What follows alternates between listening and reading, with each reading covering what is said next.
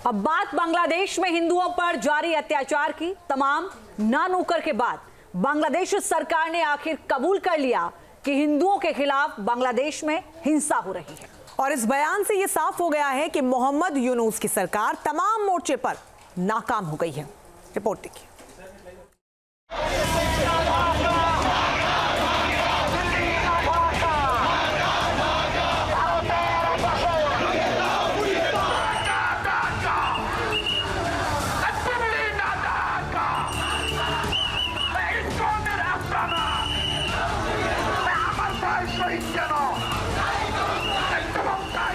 बांग्लादेश में जब से आई है मोहम्मद यूनुस की सरकार, तब से हिंदुओं पर जारी है भीषण अत्याचार।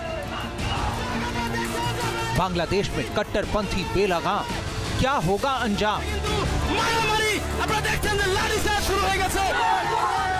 मोहम्मद यूनुस की कट्टर सरकार अब बंग बंधु पर वार।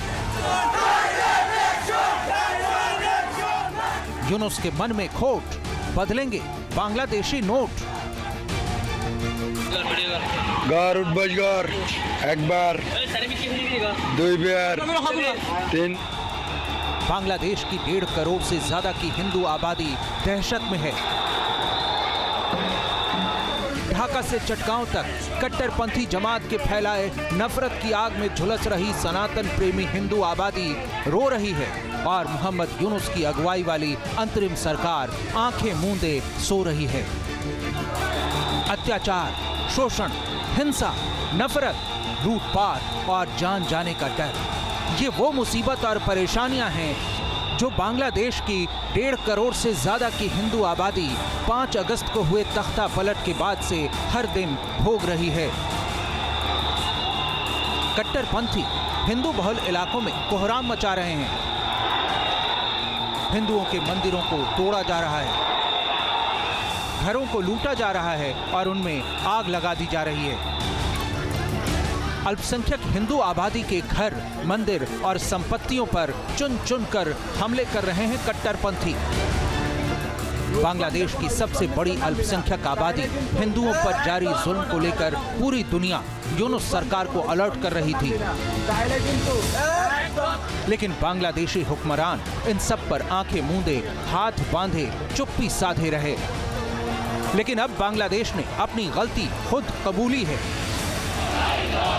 भारत सरकार से लेकर ब्रिटिश और अमेरिकी सांसद तक जिस हिंदू नरसंहार को लेकर चिंता जता रहे थे, उस हिंसा को बांग्लादेश की अंतरिम सरकार ने एक तरह से कबूला है। बांग्लादेश की अंतरिम सरकार के मुखिया मोहम्मद यूनुस के प्रेस सचिव शफीकुल इस्लाम ने मीडिया इंटरव्यू में कहा है, हाँ, बांग्लादेश में हिंदू अल्पसंख्यकों पर हिंसा की कुछ घटनाएं हुई हैं और मैं इन घटनाओं से इनकार नहीं कर रहा हूं। हिंसा की कई घटनाएं राजनीति से प्रेरित थीं। बांग्लादेश के कई हिंदू भाई अवामी लीग को पसंद करते हैं और उसका समर्थन भी करते हैं। हिंदू समुदाय से आने वाले कई नेताओं ने अलग अलग पदों पर काम भी किया है। सरकार हिंदुओं पर होने वाली घटनाओं का मुकाबला करने की कोशिश कर रही है। अल्पसंख्यक लोगों के लिए सरकार कई फैसले ले रही है। देश में करीब 1.5 करोड़ के आसपास हिंदू समुदाय से जुड़े लोग रहते हैं। हम सब उन्हीं के साथ वहीं रहते हैं। इसके साथ ही प्रेस सेक्रेटरी शफीकुल इस्लाम ने इस्कॉन को लेकर भी बांग्लादेश सरकार का स्टैंड साफ किया है। उनका दावा है कि बांग्लादेश में इस्कॉन पर बैन नहीं लगाया जाएगा। उन्होंने चिन्मय कृष्णदास के गिरफ्तार होने के बाद इस्कॉन पर बैन के दावों को गलत करार दिया। We have said we don't have any plan to ban ISKCON. That is like we have said it repeatedly. Mohammad Yunus के प्रेस सचिव का ये कबूलनामा बांग्लादेश का सच सामने लाता है। दरअसल पिछले कई दिनों से बांग्लादेश अल्पसंख्यक हिंदुओं के लिए नरक जैसा बन गया है।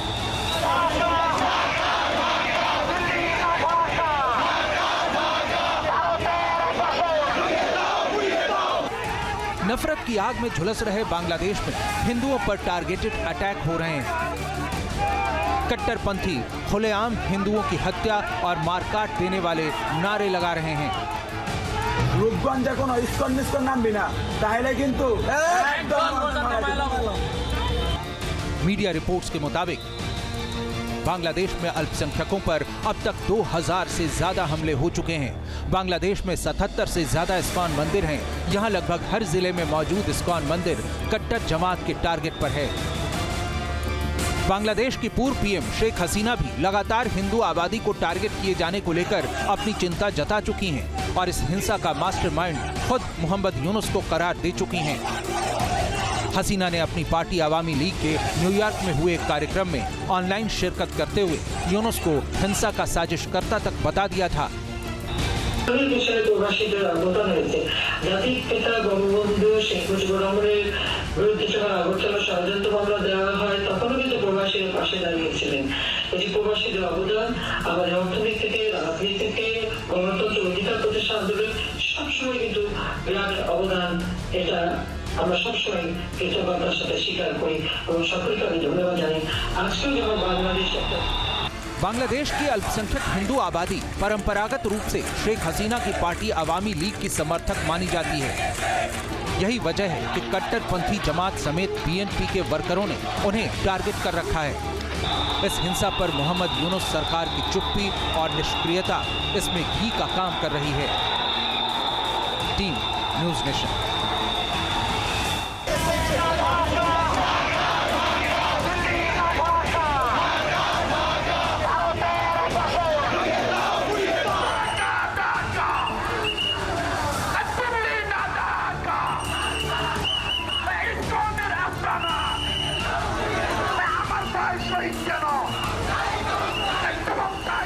बांग्लादेश में जब से आई है मोहम्मद यूनुस की सरकार, तब से हिंदुओं पर जारी है भीषण अत्याचार।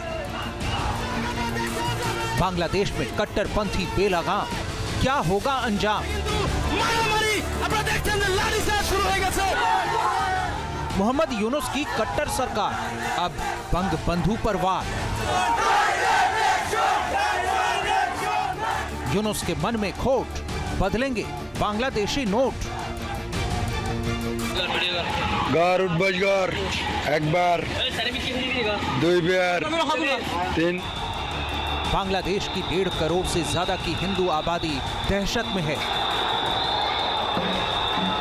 ढाका से चटगांव तक कट्टरपंथी जमात के फैलाए नफरत की आग में झुलस रही सनातन प्रेमी हिंदू आबादी रो रही है और मोहम्मद यूनुस की अगुवाई वाली अंतरिम सरकार आंखें मूंदे सो रही है। अत्याचार, शोषण, हिंसा, नफरत, लूटपाट और जान जाने का डर, ये वो मुसीबत और परेशानियां हैं जो बांग्लादेश की 1.5 करोड़ से ज्यादा की हिंदू आबादी 5 अगस्त को हुए तख्ता पलट के बाद से हर दिन भोग रही है। कट्टरपंथी हिंदू बहुल इलाकों में कोहराम मचा रहे हैं। हिंदुओं के मंदिरों को तोड़ा जा रहा है, घरों को लूटा जा रहा है और उनमें आग लगा दी जा रही है। अल्पसंख्यक हिंदू आबादी के घर, मंदिर और संपत्तियों पर चुन चुन कर हमले कर रहे हैं कट्टरपंथी। बांग्लादेश की सबसे बड़ी अल्पसंख्यक आबादी हिंदुओं पर जारी जुल्म को लेकर पूरी दुनिया यूनुस सरकार को अलर्ट कर रही थी, लेकिन बांग्लादेशी हुक्मरान इन सब पर आंखें मूंदे, हाथ बांधे, चुप्पी साधे रहे। लेकिन अब बांग्लादेश ने अपनी गलती खुद कबूली है। भारत सरकार से लेकर ब्रिटिश और अमेरिकी सांसद तक जिस हिंदू नरसंहार को लेकर चिंता जता रहे थे, उस हिंसा को बांग्लादेश की अंतरिम सरकार ने एक तरह से कबूला है। बांग्लादेश की अंतरिम सरकार के मुखिया मोहम्मद यूनुस के प्रेस सचिव शफीकुल इस्लाम ने मीडिया इंटरव्यू में कहा है, हाँ, बांग्लादेश में हिंदू अल्पसंख्यकों पर हिंसा की कुछ घटनाएं हुई हैं और मैं इन घटनाओं से इनकार नहीं कर रहा हूं। हिंसा की कई घटनाएं राजनीति से प्रेरित थीं। बांग्लादेश के कई हिंदू भाई अवामी लीग को पसंद करते हैं और उसका समर्थन भी करते हैं। हिंदू समुदाय से आने वाले कई नेताओं ने अलग अलग पदों पर काम भी किया है। सरकार हिंदुओं पर होने वाली घटनाओं का मुकाबला करने की कोशिश कर रही है। अल्पसंख्यक लोगों के लिए सरकार कई फैसले ले रही है। देश में करीब 1.5 करोड़ के आसपास हिंदू समुदाय से जुड़े लोग रहते हैं। हम सब उन्हीं के साथ वहीं रहते हैं। इसके साथ ही प्रेस सेक्रेटरी शफीकुल इस्लाम ने इस्कॉन को लेकर भी बांग्लादेश सरकार का स्टैंड साफ किया है। उनका दावा है कि बांग्लादेश में इस्कॉन पर बैन नहीं लगाया जाएगा। उन्होंने चिन्मय कृष्णदास के गिरफ्तार होने के बाद इस्कॉन पर बैन के दावों को गलत करार दिया। We have said we don't have any plan to ban ISKCON. That is like we have said it repeatedly. Mohammad Yunus के प्रेस सचिव का ये कबूलनामा बांग्लादेश का सच सामने लाता है।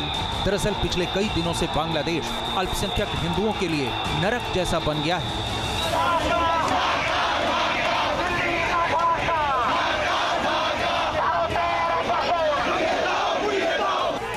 नफरत की आग में झुलस रहे बांग्लादेश में हिंदुओं पर टारगेटेड अटैक हो रहे हैं।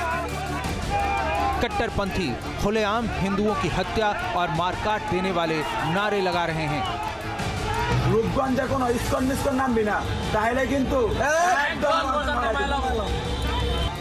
मीडिया रिपोर्ट्स के मुताबिक बांग्लादेश में अल्पसंख्यकों पर अब तक 2000 से ज्यादा हमले हो चुके हैं। बांग्लादेश में 77 से ज्यादा इस्कॉन मंदिर हैं। यहाँ लगभग हर जिले में मौजूद इस्कॉन मंदिर कट्टर जमात के टारगेट पर है। बांग्लादेश की पूर्व पीएम शेख हसीना भी लगातार हिंदू आबादी को टारगेट किए जाने को लेकर अपनी चिंता जता चुकी हैं और इस हिंसा का मास्टरमाइंड खुद मोहम्मद यूनुस को करार दे चुकी हैं। हसीना ने अपनी पार्टी अवामी लीग के न्यूयॉर्क में हुए एक कार्यक्रम में ऑनलाइन शिरकत करते हुए यूनुस को हिंसा का साजिशकर्ता तक बता दिया था। প্রবাসীদের আহ্বান হয়েছে জাতির পিতা বঙ্গবন্ধু শেখ মুজিবুর রহমানের বিরুদ্ধে যখন আগরতলা ষড়যন্ত্র মামলা দেওয়া হয় তখনও কিন্তু প্রবাসীরা পাশে দাঁড়িয়েছিলেন। এই যে প্রবাসীদের অবদান আমাদের অর্থনীতি থেকে রাজনীতি থেকে গণতন্ত্র অধিকার প্রতিষ্ঠা আন্দোলন সবসময় কিন্তু বিরাট অবদান। এটা আমরা সবসময় কৃতজ্ঞতার সাথে স্বীকার করি এবং সকলকে আমি ধন্যবাদ জানাই। আজকেও যখন বাংলাদেশ একটা बांग्लादेश की अल्पसंख्यक हिंदू आबादी परंपरागत रूप से शेख हसीना की पार्टी अवामी लीग की समर्थक मानी जाती है। यही वजह है कि कट्टरपंथी जमात समेत बीएनपी के वर्करों ने उन्हें टारगेट कर रखा है। इस हिंसा पर मोहम्मद यूनुस सरकार की चुप्पी और निष्क्रियता इसमें घी का काम कर रही है। Team news nation. News nation अब व्हाट्सएप पर खबरों के ताजा अपडेट के लिए न्यूज़ नेशन के इस क्यूआर कोड को स्कैन करें।